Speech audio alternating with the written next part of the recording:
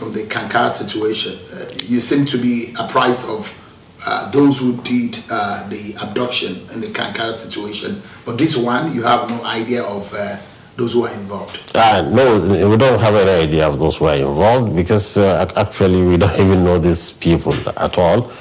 But you see, whoever wants to meet them, depending on the channel of communication. And I think the media should be trying to get across to go and see them and speak with them as we do as clergy. Then you will get to understand a lot of things which actually are not in the print. We don't know who they are, and the people we met there are the warlords there.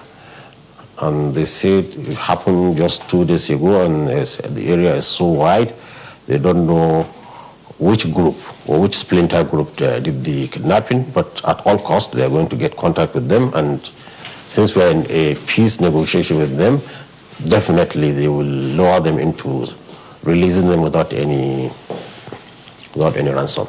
It took about 6 days for the Kankara abductees to be released. Yes.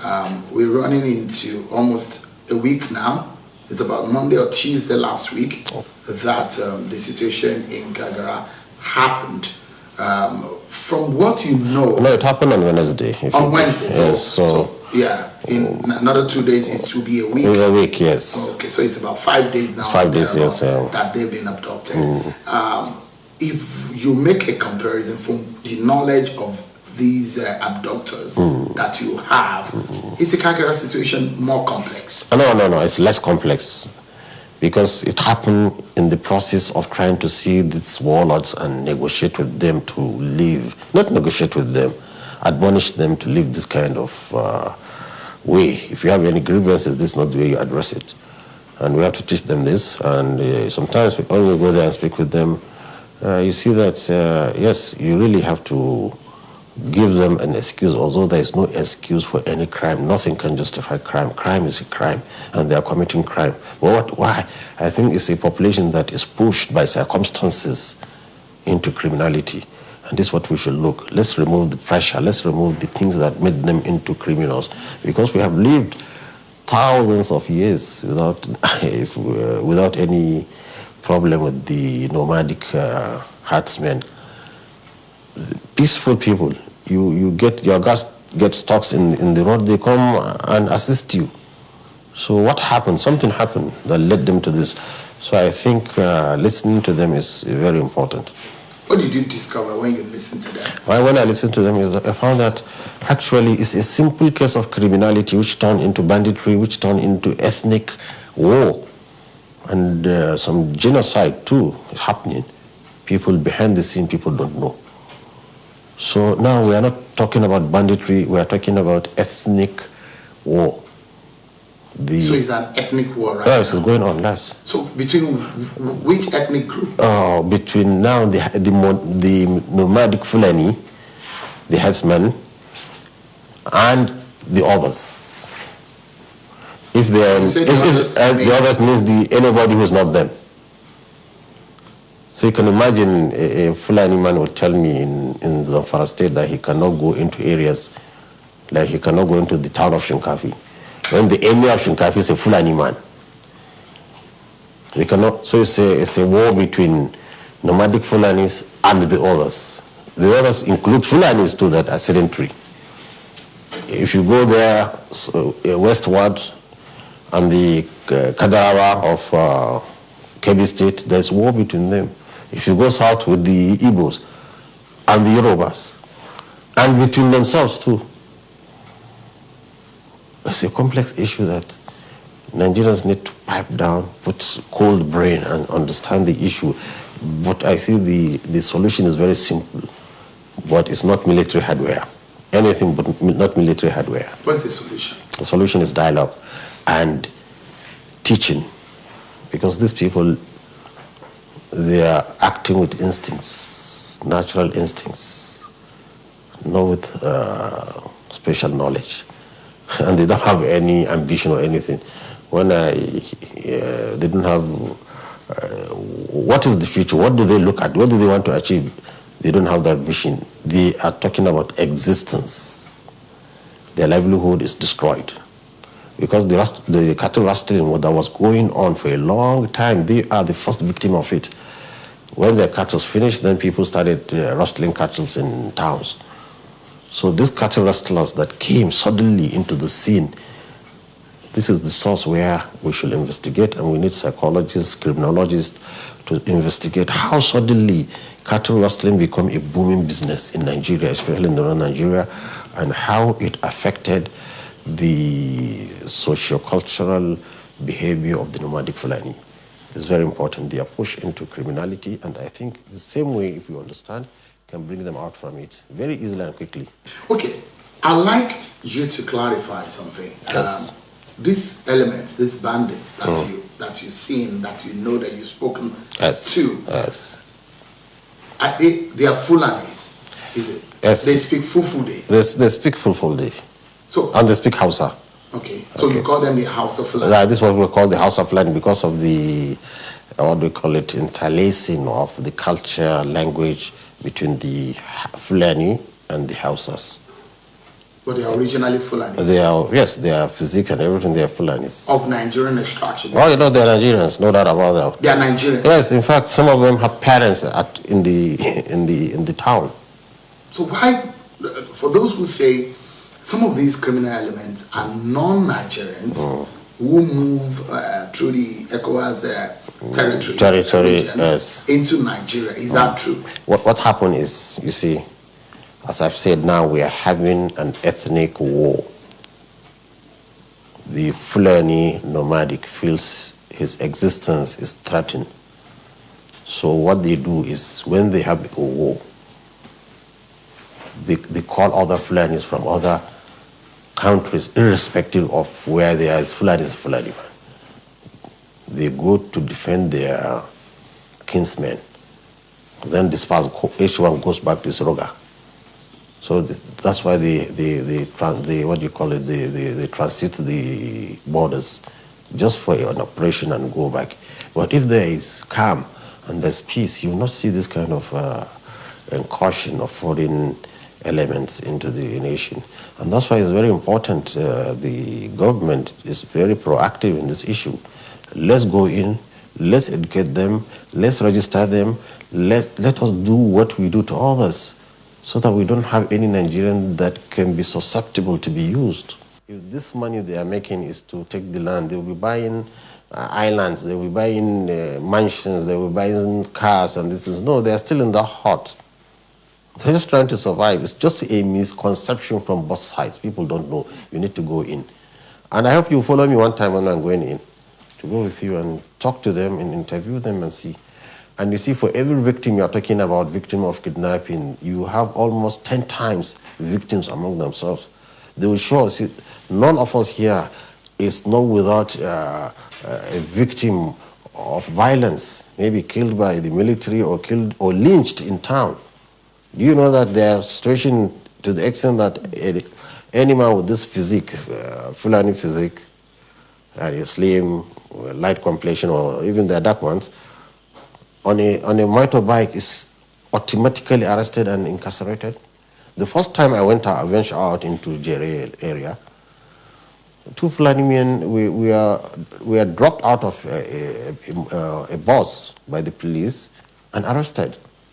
So their leader, Arto, they call them Arto, came to me and said, Lucy, when you came here, we called some of our herdsmen to come across, and they were arrested by police. I have to send people to go and bring them out. He said, without your intervention, they would have had to sell their cows to get bail out from police. What's their offense? Profiling. It's just that he's a Fulani herdsman. This is the situation they are facing. So they are really fighting, to them, they are fighting war to exist. Some of your critics say that you are deodorizing evil by doing that. You see, what they see, the Fulani herdsman now, he's seeing evil all surrounded by him. You can imagine when he sees his children, women, everything killed, his animals slaughtered. You see what happened in Oyo. His hut burnt down. Who's burning down his hut? Is somebody coming from a building, somebody coming from a car. He doesn't own a car. He doesn't own a building. He doesn't enjoy anything of the Nigerian cake. national killer. Then you are coming again to the little thing he has to kill his animals, you see? So he's seeing the evil from the other side. So each side is seeing the other side evil. How do we do? It's the clergy now. They have to come in the middle. Muslims and Christians say, look, stop this hostility. Let's iron out. Let's listen to these people. What do they want? It's very important. Demonizing anybody is not appropriate. And evil is there in everybody. But, is it justice for those who are being victims of their kidnapping? Some of the people are being killed also. Yes. Would you say there's justice if you are now asking for amnesty for those who have killed other people's children? No, you see, it's in an amnesty, it comes with a package. An amnesty comes with a package. What kind of package are you? Package means all victims should be looked at and the government should compensate, because actually it's the responsibility of the government to protect people, their lives and their livelihood, and we are not able to do. So since it's a negligence from government, then government should come on both sides. I'm not talking about both sides, they are victims. And I'm telling you, for everyone kidnapped, there are 10 casualties on the other side. Are you getting any kind of support in terms of funding?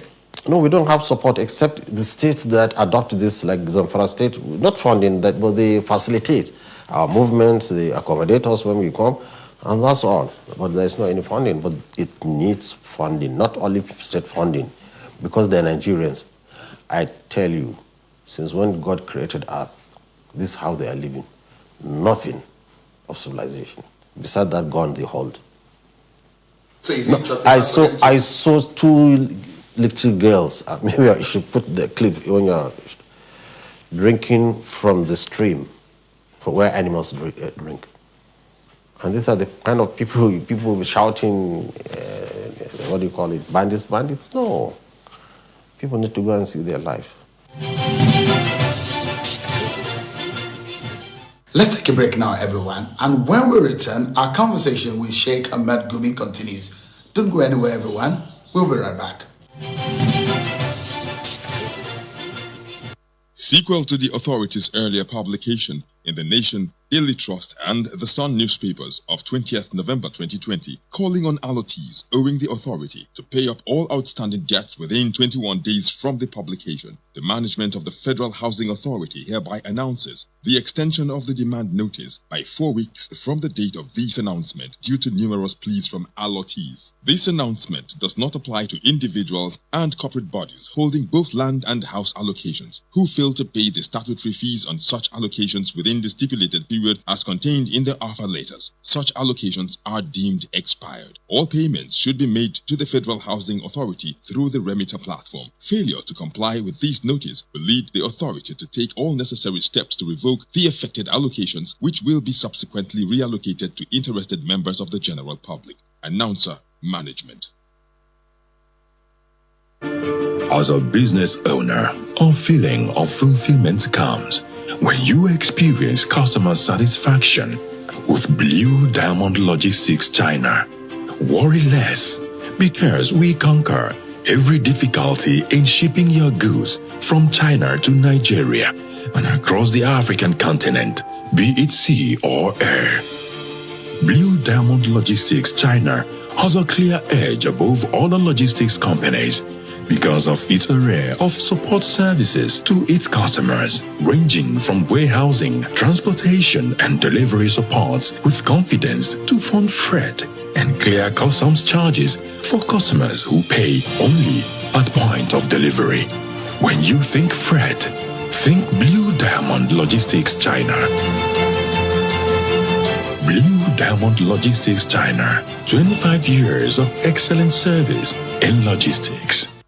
In over 40 years, we have led in housing delivery in Nigeria, giving shelter to more than 3 million Nigerians, with the largest land bank of over 30,000 hectares of land, with over 100,000 housing units and over 76 estates all across Nigeria. Such iconic estates and projects in Abuja, Lagos, Kano, Port Harcourt, Owerri, Makurdi, and other parts of Nigeria, and upcoming projects in Maitama 2 and Festac 2 with our direct contract construction, public-private partnership, and financing through the Federal Housing Authority Mortgage Bank, with a strong presence in the 36 states in Nigeria and a new management with a renewed vigor and focus. The Federal Housing Authority remains the biggest and strongest housing delivery agency and has been repositioned to serve you even better. Be part of the continued success story with us. Federal Housing Authority, uniting Nigerians through housing. American University of Nigeria is where engineers, lawyers, scientists, broadcasters, and many more fast-track their future.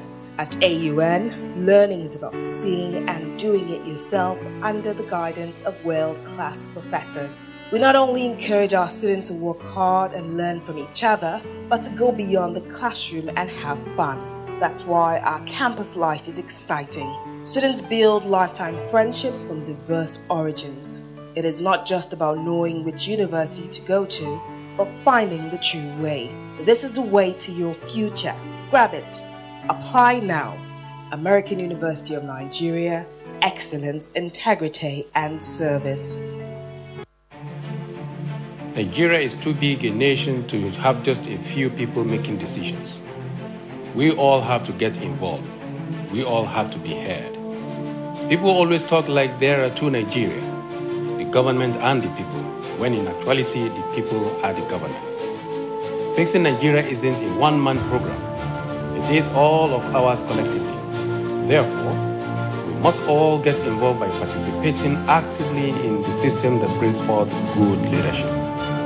I would like to see a Nigeria where the bond we share is stronger than our tribal, gender, age, class, and religious differences. A Nigeria where everybody's voice counts. Get involved. Register now to join the All Progressives Congress. I am Governor Yahaya Bello of Kogi State, and I approve this message. Thank you so much for talking to us. So, I was asking you, who is funding your trip? Because a lot of people will be asking the question, who is sending Sheikh Gumi on this mission? The mission doesn't require much funds. You see, wherever you are, in just a stone throw to place, you find Ruga of Fulanis. So it doesn't require much. We just buy some few little books, go to them. But you see, when I travel to a state, then the states give us logistics. They accommodate us in a hotel and assist us with their police to escort us to a reasonable distance. Because there are some bandits, or I call them now militants, that don't allow police to near them. And there are some, they don't care. You can go with the police and they're ready to talk. Why do you choose to call them militant I choose and to not call them bandits? Yes, because now they are fighting an ethnic war. They are kidnapping to get money. You see now, look at the example, the case, the latest case where they released a bus full of people. They were asking 500 million. Now they freed them with mere negotiation. They freed them free. Nothing was paid. Nothing was paid. Even one of the victim's father was calling me, thanking. You can ask the victims. And you brokered this deal? Yes, it's broken. You brokered it? In front of us, he said he's going to talk. He said he knows those who took the bus and he's going to talk with them. But for those who took the boys in the school, they are not sure of them. But he's still going to investigate who they are, and he's going to convince them to release them because there's a peace process going on now. How soon do you think this can happen? Anytime they can be released, anytime, any minute.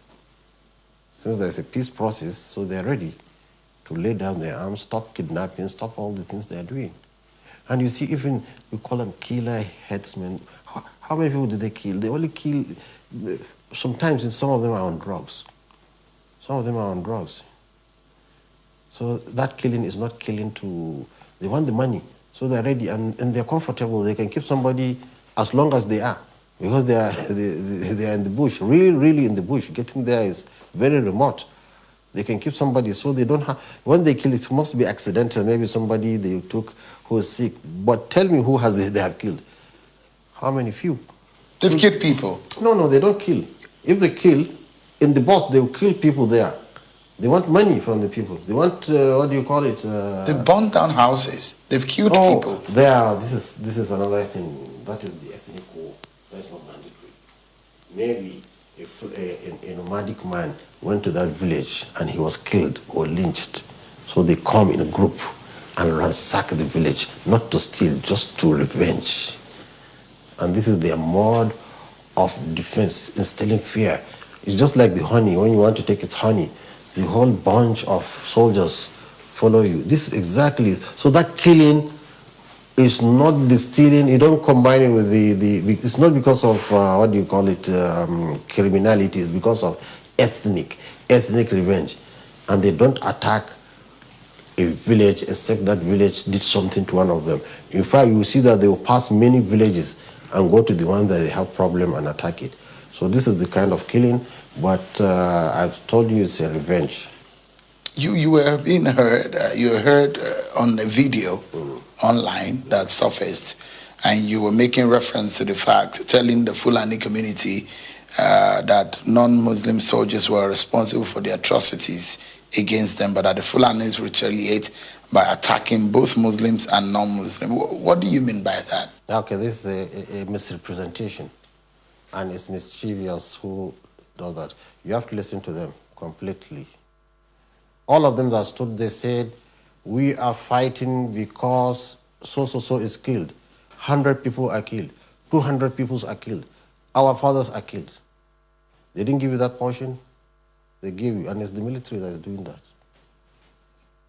You don't trust the military? No, they are doing that. So I told them a case, which I can give you a clip. You should play it if you play this. A soldier came to me in 2014, 21st June, on a Friday. A soldier from the 1st Division, he said, I've just come to tell you something's happening. We are sent to fight rustlers, cattle rustlers. But he mentioned names, officers, that we are killing communities of Fulanis. He himself, he said, he has seen more than 300 civilians, men, children, and women killed. By Nigerian military?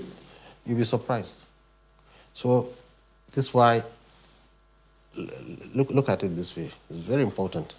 Because this allegation, Sheikh, this allegation is very grave. Wait. I mean, you're saying that? That's why. Extrajudicial killing by the military? Extrajudicial killing, that was in 2014 in fighting cattle rustlers. The bandits told us, when the military first came to fight the rustlers, because they are the first victims of them, they were happy.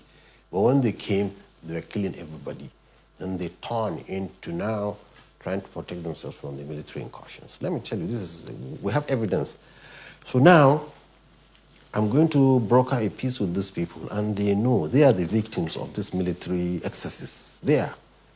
And in the videos, they have told us they have seen more than 100 different people. It's so much successive that it can be untrue. So just to reaffirm that we know what they know.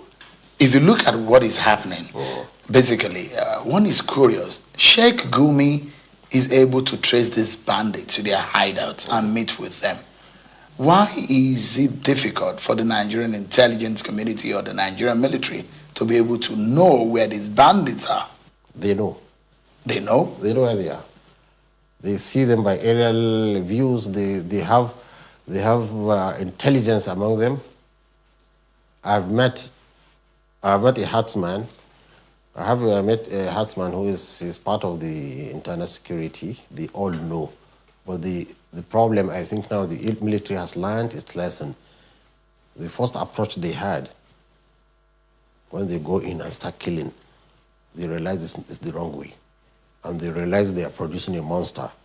So they are now very careful, watching and studying and seeing how they come about it. The only element now I'm adding value to it is that, look, don't just wait out, just don't wait and watch. Go in and negotiate.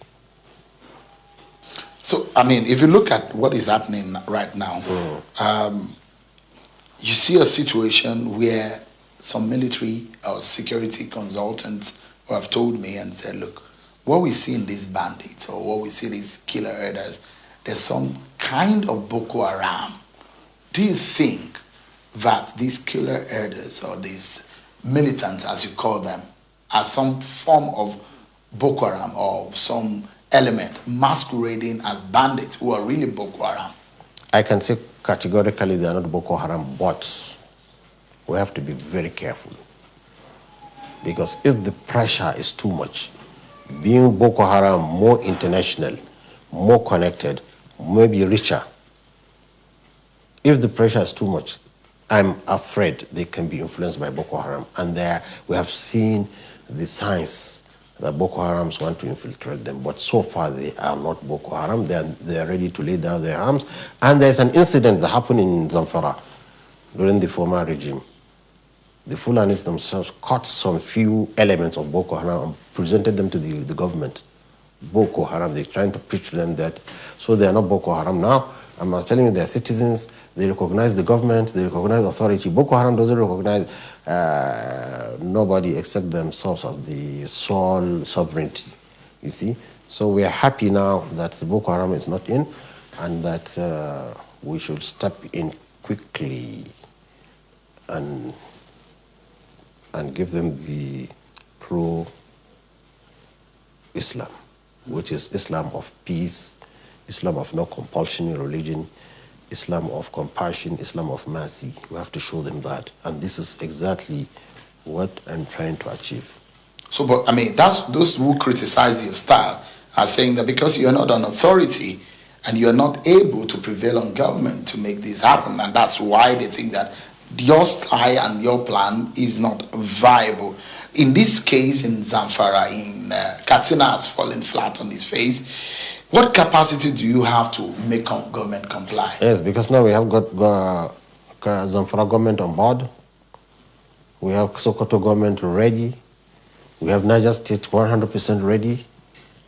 So we are convincing both sides and we are getting results. The only remains the federal government. What about Kaduna State? No, in fact, Kaduna State, Rufai is a very intelligent person. If he sees the picture as it is, I'm telling you, he will change and accept it. So I don't lose hope with Kaduna State too. And Katsina too, we are planning to go to Katsina. Katsina have seen that too. They have seen relative peace when they had with the governor, but it returned. Well, we ask why it returned? It's because there are conditions which are not met. Sheikh Gumi, thank you indeed for your time to talk to us on Channels Television. Thank you. Thank you very much. It's a pleasure for me. And anytime I'm ready to be with you. Thank you so much. Thank you very much.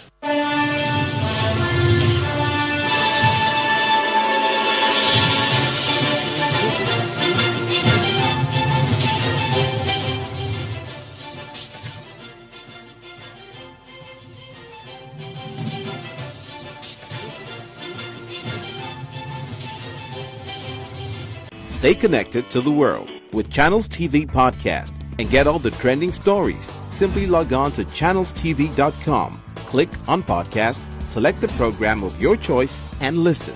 Our podcast is available on Apple, Google, and Spotify. Tap the expertise you trust. Touch the stories that touch you. Anytime, anywhere.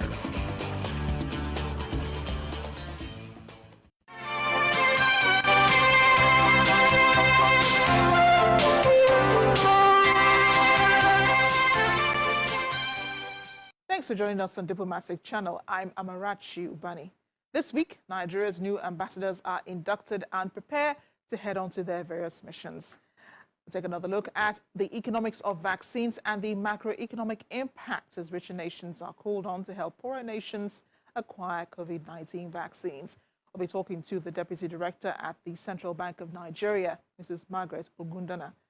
That's all coming up in a moment after a quick check on other discussions in diplomatic circles. The Minister of Foreign Affairs, Mr. Jeffrey Oyama, has debunked rumors that the Republic of Benin is aspiring to be the 37th state of the Federal Republic of Nigeria. Mr. Oyama addressed the rumor in a statement